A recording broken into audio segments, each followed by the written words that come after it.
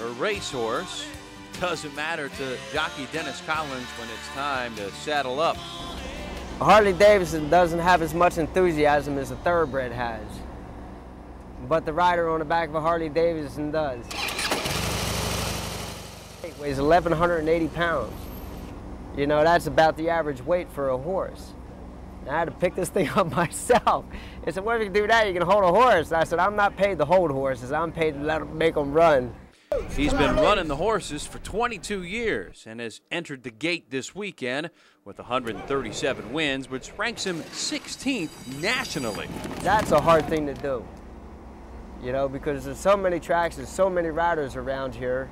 But you got the riders from New York, California, Kentucky, and Louisiana, and Florida. They're all running for bigger purses.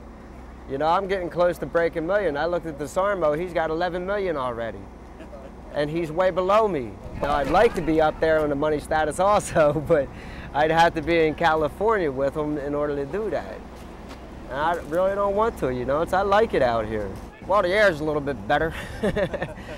I was always concerned about that Jersey air out there, you know, as well as you might say Joyzy. Yes, that's a Joyzy accent you detect, but Nebraska is where he's earned respect since 1993. Back on the East Coast, you know, it was little fish in a big pond. You know, out here, it took me 10 years, you know. We got a lot of top riders that come from here, Perry Compton and Ziegler and of course, Robbie Williams, you know. He's one of the premier riders here, you know, and to accomplish, you know, getting above him, you know, I think that's a hard set accomplishment. The 44-year-old Collins reflects all jockeys. Guys who talk tall and are tough as nails and don't let pain get in the way. The injuries are a lot more worse than a football player. I mean, a horse, when he's doing 35, 40 miles an hour and he clips heels and stumbles and you go over his head, it's not a good feeling. I did it.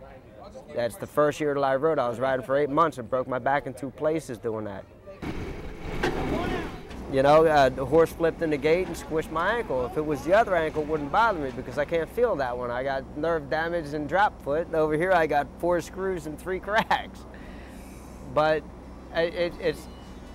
all the pain goes away when you get in the gate. When the adrenaline takes over,